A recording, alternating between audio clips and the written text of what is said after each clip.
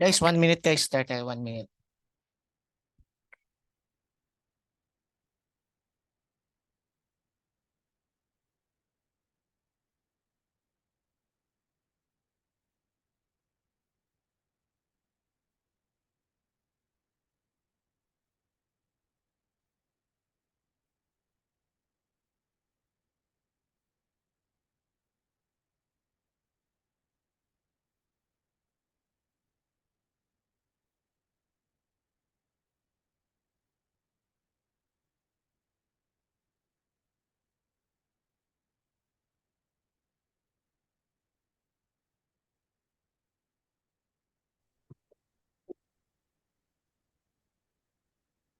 Yun. Hello. Ayan, okay na yata. Hello guys.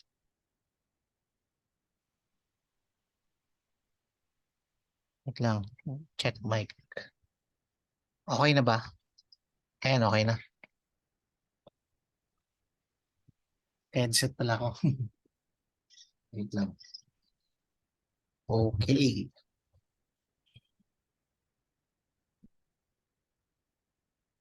Ito lang guys, ito lang yung ito lang yung mga pair na ginagawa ko. Yan, kumbaga para mas focus. Yan, good morning sir. Yan. Sir, nakapag-practice na kayo sir. Ito guys, oh, kumbaga ito yung nangyayari. Bawat kasi stop loss sa akin, ito yung ginagawa ko. 'Di ba nagbay ako sa USD CAD nakaraan. Okay, ito kasi oh, nagbay ako diyan kasi syempre ito, may nakita tayong order block. Ito. Pero ito possible lumipad talaga to, nag-ano lang to, nag-liquidate lang. Tapos meron din kasi meron ding ito, oh. Ayan tayo nakita, ito. Yan. 'Di ba yung lagi kong inaano niyan, dapat ito ma-break. Dapat ito dito, dapat magse-sell tayo. Maghahanap tayo dito ng change of character. Kaso syempre, sa area na to, maganda maghanap ng change of character dito guys. Pero hanggat walang nangyayaring change of character, ayan guys oh, wala. Walang change of character na naganap. Kaya ibig sabihin, may setup lang tayo dyan, pero hindi pa niya, hindi pa napapanahon. Yan. Ito guys, so may setup tayo dyan. Kaso, walang change of character, kaya ano muna. Ito oh, bullish pa.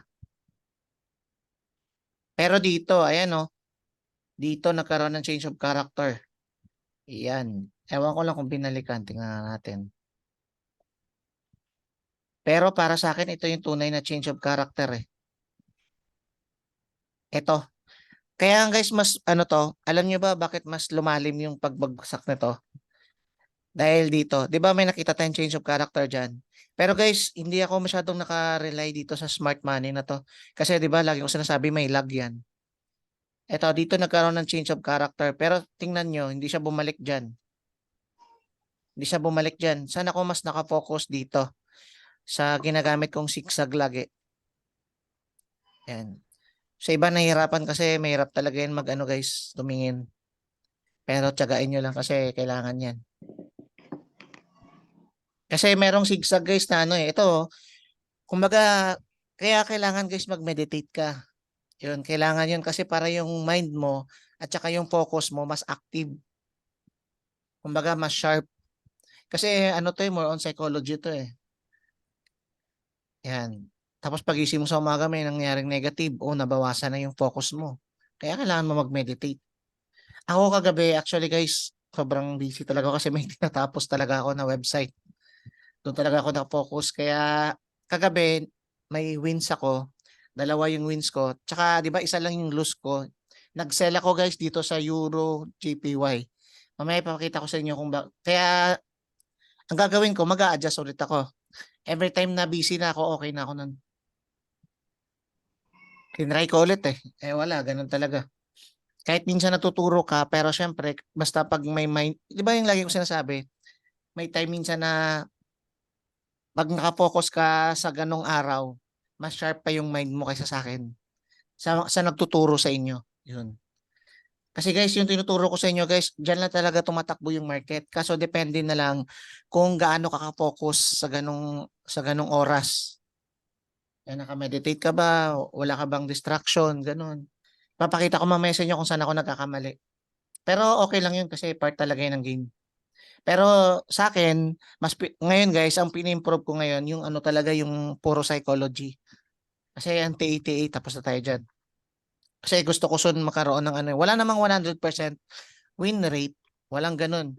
Pero at least kahit papaano, yung win rate ko mas mapataas pa. Yung ganun yung ibig sabihin. Ito guys, oh, yung tunay na change of character dyan, ito yun. Ito, yan. Tapos nag-candle close. Ayan, oh, nag-candle close. Kung titingnan nyo maigi, ganito ako magsigsag, oh. Dapat nakapokus ka dyan na para masundan mo to. Kasi pag magulo yung utak mo dyan, ito, medyo may hirapan ka sa pagsunod nito. Ito yung minamaster ko talaga na paulit-ulit. Kahit natuturo na ako, everyday nagpa-practice ako para yung mata ko, mas laging sharp. Ito, dito nagkaroon ng change of character, okay. Pero ano kasi guys, dito nagkaroon ng change of character. Pero kung titingnan ko, baka sa 15 minutes may naganap dito. Tingnan ko lang sa 15 minutes. Tingnan ko kung binalikan na.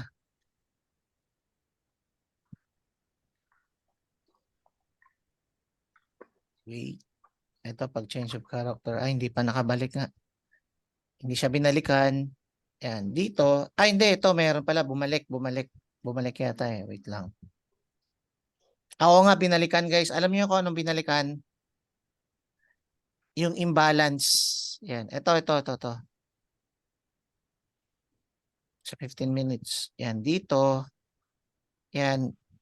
Okay. Tapos ang binalikan lang yung imbalance. Ito may imbalance kasi dito eh. Hindi na siya bumalik guys sa order block. Kaysa bumagsak. Pero hindi natin alam, hindi natin sa live guys, hindi nyo malalaman kaagad yan. Malalaman nyo yan pag pag natapos na. Kaya doon lang kayo kaagad mag-adjust. Kumbaga, lagi nyo sasabi, kunwari na sa stop loss kayo, saan kaya ako na stop loss? Aalamin nyo kaagad yun. Para next time, at least kahit pa paano mabawasan yung loss. Pero normal yun Kasi at the end of the day, panalo pa rin kayo dyan. Pero at least kahit pa paano maiwasan. Yan. Ito guys, ito sa 1 hour time frame. Ito, yan. Ito yung zigzag ko. Kaya yung mind ko nakapokus dito. Kasi ayan yung pinaka recent sa akin na ayan Galing dito, pa taas, pa ganyan. Yun. Kaso biglang na break. Ayan Yan. Kukunin ko to. Ito yung pinakalas. Yan. Ito.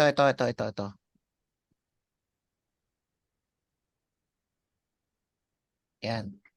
Tapos kailangan may candle close dyan. Ayan, candle close. Tapos wala na bang naiwang imbalance? Wala naman. Ito, nagamit na. Ito yung pinaka-recent na imbalance. Ito, nagamit na to. Pag hindi pa nagamit yan, possible lumipad yan. Pagdating dito, lumipad pa yun pataas. Kaso nagamit na to. Ito yung imbalance. Kaya dapat ma-sharp talaga yung mind nyo yan guys. Kailangan ng meditation. Kasi yung strategy kasi natin, ito na yung ginagawa talaga ng market. Kahit ako din kailangan ko ng kasi malilito ka talaga promise pag wala kang meditation. Yan. Kasi kanina ngayon kanina kahit hindi ako nagsasalita kasi may pinapakinggan ako na pang sharp ng mind. Ito guys, ito nagamit na to kaya medyo mababa na yung imbalance na hindi na masyado lumipad. Ano lang yan, pullback.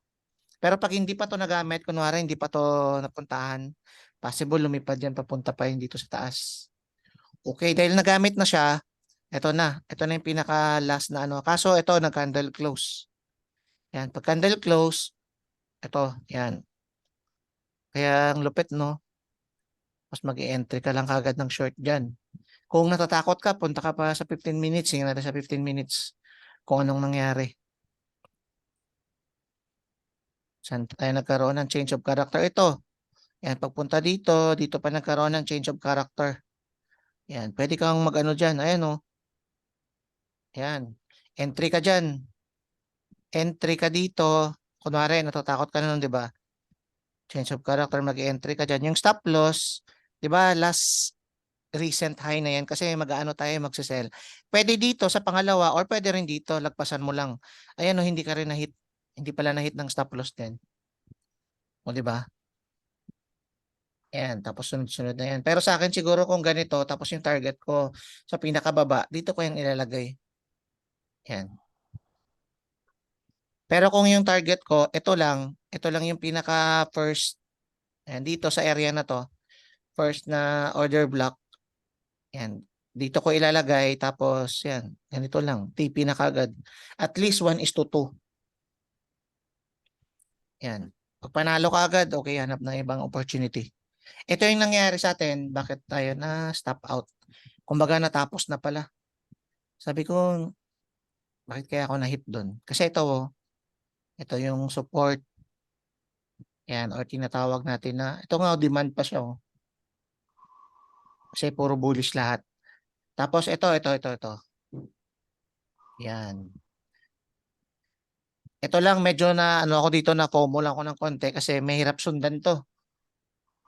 Madaya yung market kasi, promise, madaya talaga yung market. Ito, dito ako nahirapan sundan kasi ang daming ano eh. Yan, ginanito ko na lang. Yun. Tapos, biglang nag-break. Sabi ko, ito yung pinaka ano eh, ito yung pinaka, ano to eh, order block niya.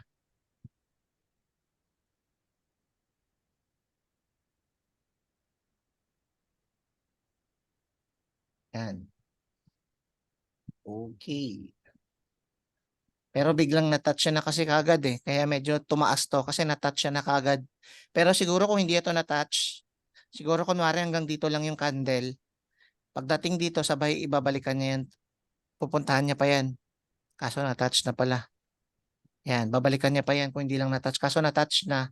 Kumbaga, ano na dapat yun. Pero ang ginawa ko kasi ganito. Dito ako nag-entry guys oh. Yan, dito ako nag-entry. Dito. Yan. Dito ako nag-entry sa green na to. Pero tingnan nyo guys kung anong galaw ng candle. Galing sa taas. Eh no, galing sa taas. Pagdating dito sa area na to, nag-bounce. Nag-bounce papapunta dito. Yan. Valid naman siya. Kaso syempre, yung exit lang. Yan yung lagi ko sinasabi guys. Yung magiging problema nyo dito sa ganitong strategy, yung SL lang at saka exit. Pero hindi yun problema. Kumbaga, part talaga yun ng game. Ang kailangan lang natin, ma-improve pa lalo para at least tumaas talaga yung win rate. Siguro out of 20, yung lose mo na lang dalawa. Pero kung syempre hindi ka focus, syempre, tapos kabisado mo to, pwedeng maging ano yan, out of 20 ang wins mo, mga 13, 7 yung lose mo. Mga ganun. Kaya okay lang yun. Ang ending kasi noon, panalo ka pa rin sa dulo. Pero kung mas focus ka, nagme-meditate ka, yung sinasabi, yung ano guys, yung sinasabi ko lagi, yun, pwede yun at least sa 20, mag-18 yung wins mo, tapos 2 lang yung lose mo. Pwede nga 20 wins eh, tapos sa susunod na batch naman, doon ka magkakaroon ng lose. Yan yung ibig kong sabihin na ini-improve ko pa yung psychology ko. Yan. Ito, dito ako nag-entry guys. Tapos syempre, ang nangyari, ito, sa area na to nag-bounce, nagkaroon ng bounce. Tapos, ito pala, ito yan, magiging, ano na to, i-replay natin. Ayan. Itong area na to guys, ano na to, magiging, tawag dito. Kung titingnan mo sa 1 hour time frame, ito medyo magulo. Hanapin mo yung, ang pinaka ano ko dito guys, yung pinofocus ko dito, yung first na order block o resistance. Kasi dapat naka-exit na talaga ako doon. Yun lang talaga yung minsan yung magiging problema natin lahat. Pero okay lang yun.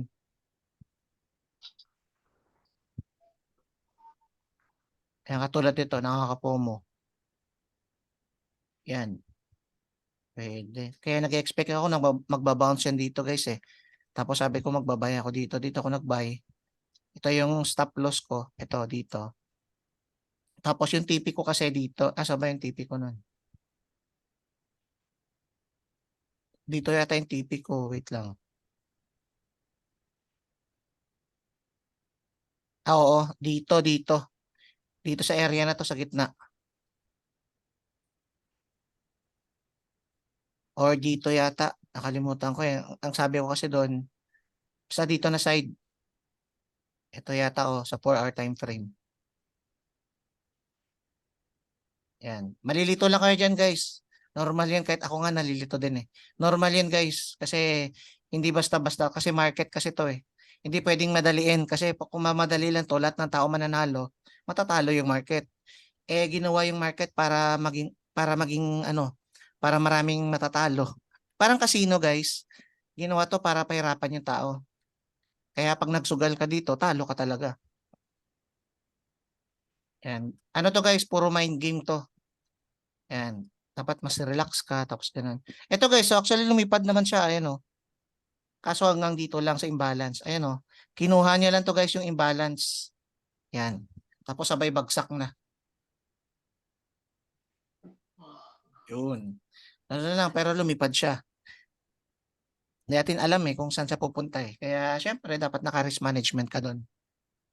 Okay. Ito naman, guys, yung sinasabi ko. Ngayon yung topic ko na lang kung saan ako nagkakamali. Para at least, para at least kayo din, malaman nyo kung ano din. Ang way talaga, guys, ng coaching ko yung parang ano, lahat ng pagkakamali ko ituro ko sa inyo para at least aware na kayo. Para at least kahit papaano maano natin. Ito, guys, oh, actually downtrend naman to. Yan, downtrend na medyo sideways. Pero dito kasi sa area na to, may imbalance kasi. Ito imbalance, oh. Yan, kaya sabi ko possible pwede mag-sell. Tsaka akala ko hindi pa tapos to. Yan, no. Yan, akala ko gaganito pa. Ginawa ko, naganap ako ng sell diyan kagabi. Yan, sakto naman sa imbalance. Ito yung imbalance, guys, oh. Yan, may nakita akong change of character. Ayan, oh, may change of character. Kaya inabangan ko dito. Ayan, inabangan ko diyan. Yun. Eh, gumagawa ko ng website. Dami akong pini-PM tapos gumagawa pa ako ng ano, ads manager. Yan, gumagawa pa ako niyan. Kumbaga, sabi ko, hindi, iwa 1% ko lang to kasi alam ko sa sarili ko na ano, kaso gusto ko mag-trade eh. Kasi may isa na lang eh. Alam ko sa sarili ko na wala ako sa focus. Yun, pinilit ko, guys, ha, pinilit ko ako na mismo to. Yan yung ibig ko sabihin na kumbaga kanya-kanya tayo dyan ng ano. Kumbaga tinuturo ko sa inyo pero nakadepende sa inyo kung gaano ka focus. Kasi magkakamali at magkakamali ka dyan. Pero okay lang ang tawag doon. Part talaga yan. Ginawa ko, naghanap ako ng sell dito. Sabi ko, sige, magsisell ako dito. Tapos, ano na, kinulos ko na kagad yung PC ko. Yung ano, tinanggal ko yung trading view para makafocus ako sa ginagawa ko. Yung stop loss ko, nilagay ko dito sa pinaka-recent. Tapos, syempre, ito yung TP ko.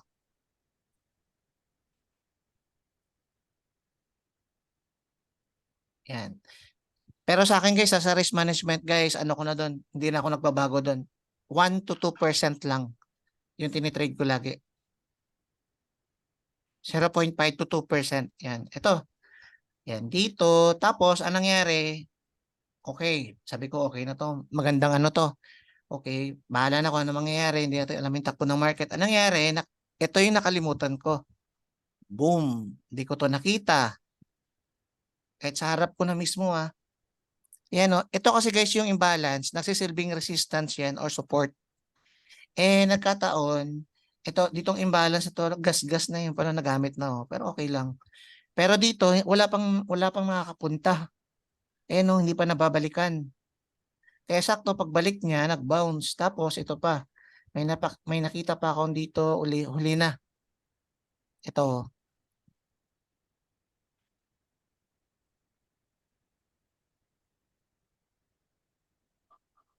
Yan. Parang ano siya, support sa dati, medication block yung tawag yata dun eh. Mamaya research ko kung anong tawag dito.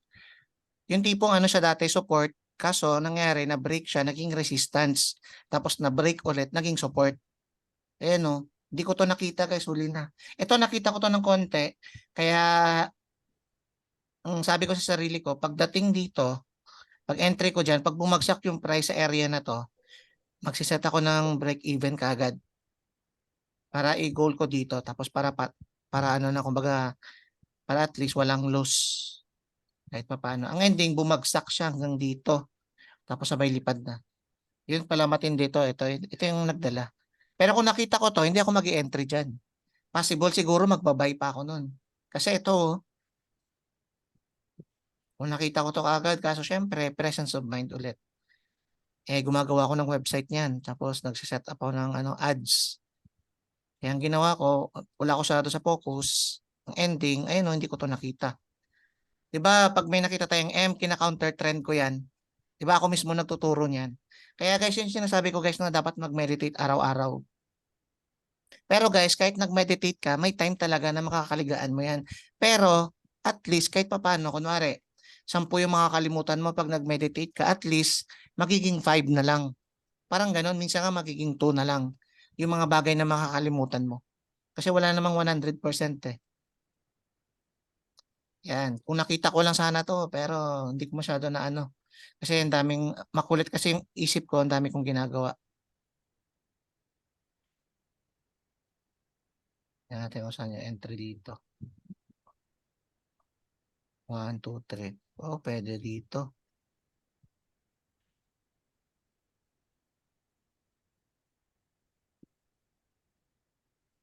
Ayan o. Nag-break siya dito. Tapos, kunwari mag-entry ka dyan. Tapos, stop loss mo dito. Sa last. Tapos, ito. Yan. 1:2. Pero nakasell ako dyan ha. Yan, pwede sana oh. Kaso lack of focus. May ginagawa ko nun. Nagsiset up ako ng mga ads. Yan. Kaya natalo ako nun. Kaya ending, tinulog ko na. Wala na, hindi ako nagkatulog pa lang. Ginagawa ko yung ads ko tapos kinlose ko na to. Yan lang. Yun yung gusto kong ituro. Yung tipong yung live talaga na ginagawa. Kasi mostly kasi sa YouTube nakikita nyo, lang, nanalo sila. Pero guys, lahat yan guys may mga struggle area. Pero ang tanong dun, sa struggle area na ba yun, ano ba yung attitude mo dun? Ano ba talaga yung ginagawa nila step by step?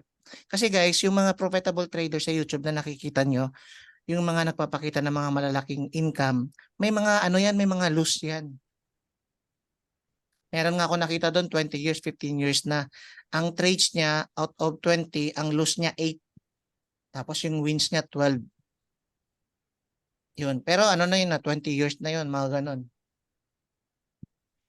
Tapos may time guys na buong month niya, loose talaga siya. Loose talaga. Pero ang tanong doon, ilan ba yung loose niya? Konti lang. Ang ending, panalo pa rin sa dulo. Yan. Kaya ganun guys yung ibig ko sabihin. Kaya guys, huwag kayong makapante sa market na isang tayaan lang, master nyo na kagad yung chart. Mali yun, maling yun, maling pananaw ng pagiging trader. Yung tipong alam mo na kagad nalilipad talaga to, sure ball talaga ako dyan, lilipad to. Walang ganun. Walang nakakaalam guys sa market kasi market to. Hindi to ginawa guys para maging mayaman yung mga trader. Ginawa to guys kasi business. Kaya yun dapat yung mindset nyo doon. Kaya ako, lagi ko sinasabi yung risk management. Promise. Yun yung magsasalba talaga sa atin.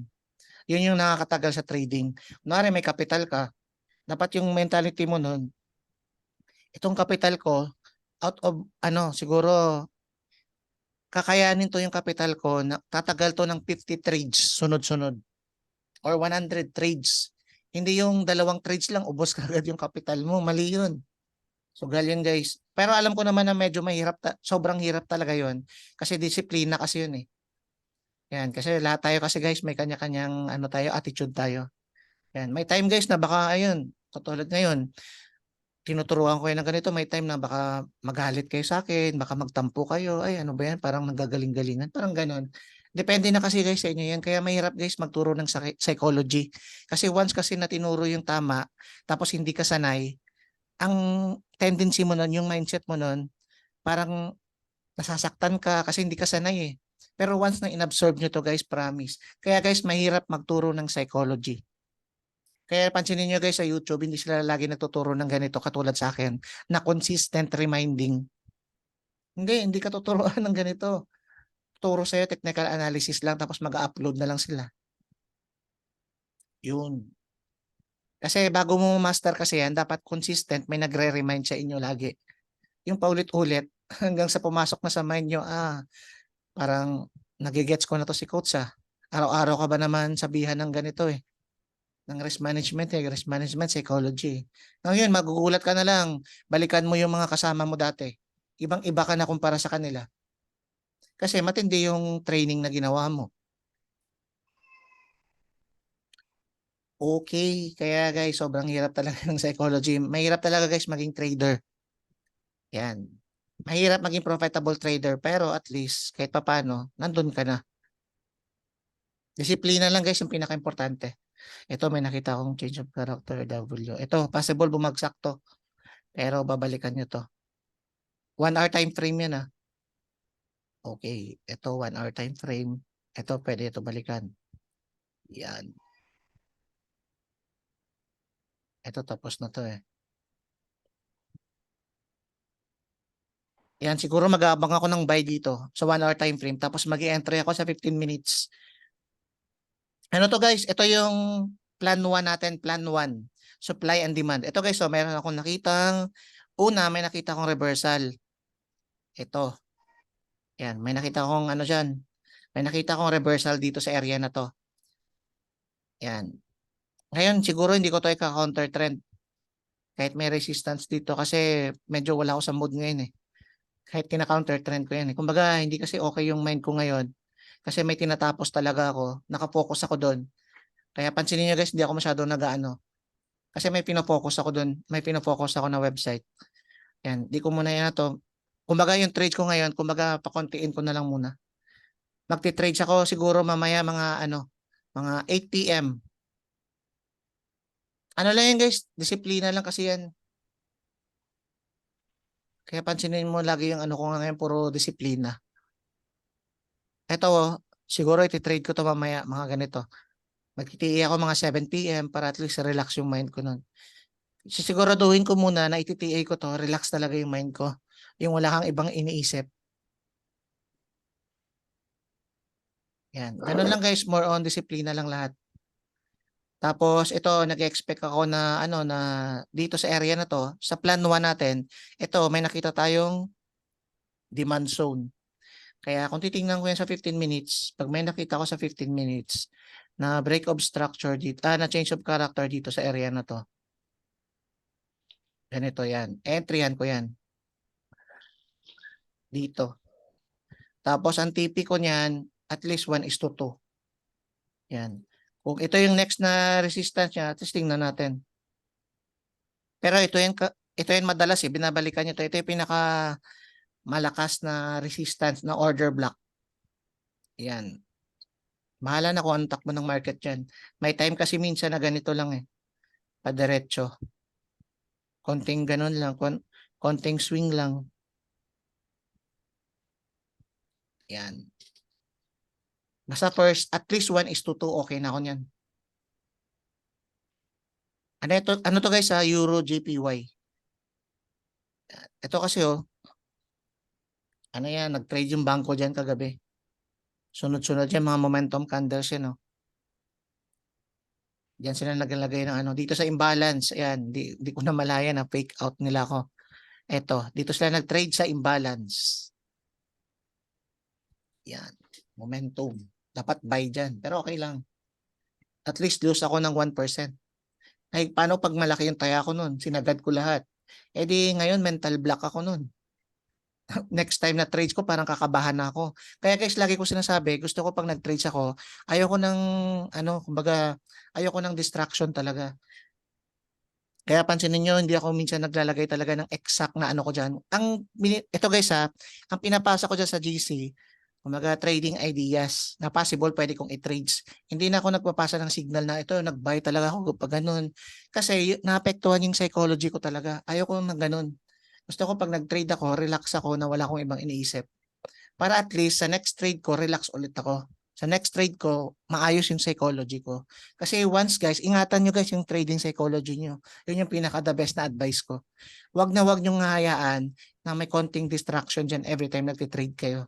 Kasi promise, once na na-disappoint ka, nag-expect ka ng sobra, tapos, kunwari, sumabay ka sa signal ko, grabe yung expectation mo kasi coach yan eh, tapos ganito, ganyan eh. Eh, nilakihan mo ng taya, eh biglang na-hit yung stop loss.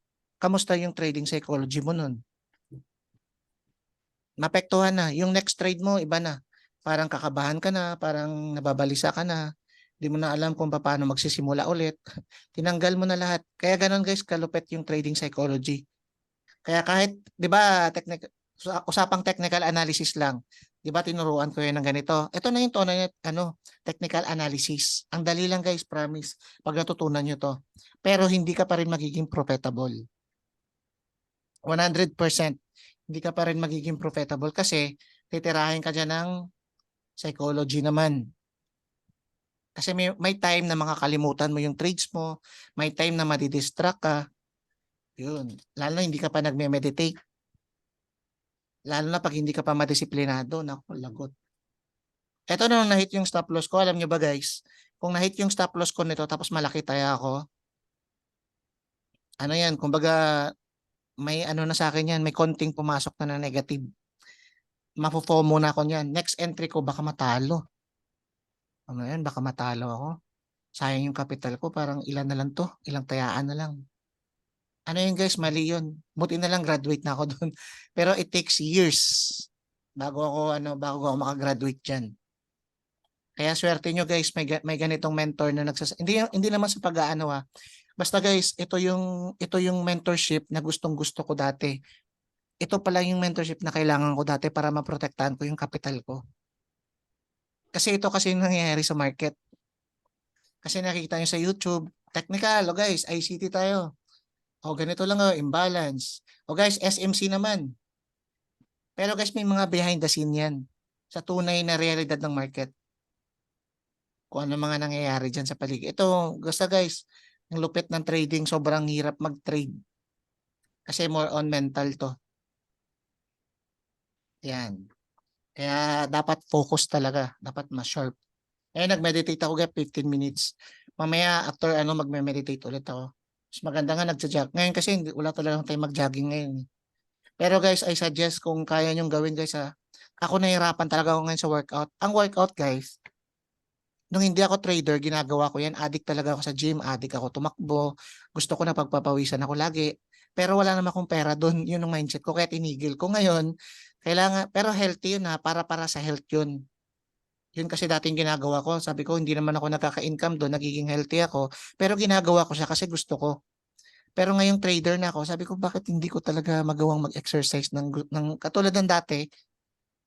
Yun, ngayon guys, yun yung minamaster ko. Kailangan kong tumakbo. Kailangan kong magpapawis talaga everyday. Yun na lang yung kulang sa akin na dapat kong i-improve para mas tumaas palalo yung win rate ko. Out of 15 kasi ngayon kasi kunwari nagte-reach ako ng 1 to 10. Yung doon minsan 7 wins tapos 3 loss. Tapos out of 15, may time na minsan loss ako ng 6 tapos panalo ako ng 9. Pero at least panalo ka pa rin. Kasi consistent lang naman yung risk ko doon eh. Tapos at least 1:2. Yan. Pag 1:2 na, pwede ko nang i-cut yun. Pero pag hindi pa 1:2, hindi ko pa kinakat. Basta ganun lang, ganun. Kaya guys, yung mali ng iba, kala nila trading buy and sell lang. Nako, hindi. Hindi yun gano'n, puro ano yan. Puro mind psychology. Ito guys, Euro JPY guys. Ito mag-aabang ako dito ng buy. Buy position sa 15 minutes change of character. Tapos, ito pala gold. Wait, sa gold ako, sa gold. Ito, may resistance ako nakita dito. Ayan, resistance dito rin. Ito guys, may change of character kasi nangyayari dyan eh. Tapos wala pang bumabalik. Ayun, wala pang bumabalik dito. Kailangan balikan niya talaga kasi yan. Ayan. Kailangan may bumalik dito na area. Kaya lilipad talaga yan. Pero ngayon kasi, dito, may nakita kasi tayo dito na hindi natin alam kasi kung kailan babalik eh. Pero ngayon kasi, may nakita tayong change of character din dito. Dito ba yun? Oo, dapat dito nga sa baba eh. Ito, kaya tapos ito wait lang. Ayan, buti na lang, nakita ko pa to. Pansinin nyo guys, hindi pa to natatouch kanina. Pero ngayon, ewan ko lang kung natouch na. Ayun, natouch na. Natouch na yan. Kung isusum in natin. Ayan o, may imbalance, kaya binalikan. Yun. Kaya dito siguro tapos may nakita pa akong W dyan. Pwede ko siguro i-counter trend to sell position. Yan. Parang ganito na lang. Yan. Yan o. Counter trend. Ito may nakita akong dito imbalance. Hindi pa nababalikan. Kaya siguro possible dito ako mag-TP. Dito sa area na to maghahanap ako ng change of character sa 1 hour. Ito guys ha. Ito yung na-discover ko. Kunwari, gusto mong mag-sell dito sa 4 hour ka tumitingin. Eh kaso sa 15 minutes, sa 1 hour, wala pang change of character. Pero sa 15 minutes, may tinatawag na change of character. Ito katulad nito. Ito katulad nito. O, di ba? Sakto to na topic ah. Sa 1 hour, walang change of character. Pero sa 15 minutes, meron. Tapos nasa resistance na. Kung iti-trade mo man yan, ito yung pinaka-advice ko. Kung iti-trade mo man yan, dapat maka-exit ka dyan kaagad sa next na first order block. Ito. Kailangan maka-exit ka dito kung mag-e-entry ka dyan. At least 1:2. Bahala ka na paano mo pagkasyahin dyan yung 1:2 dyan.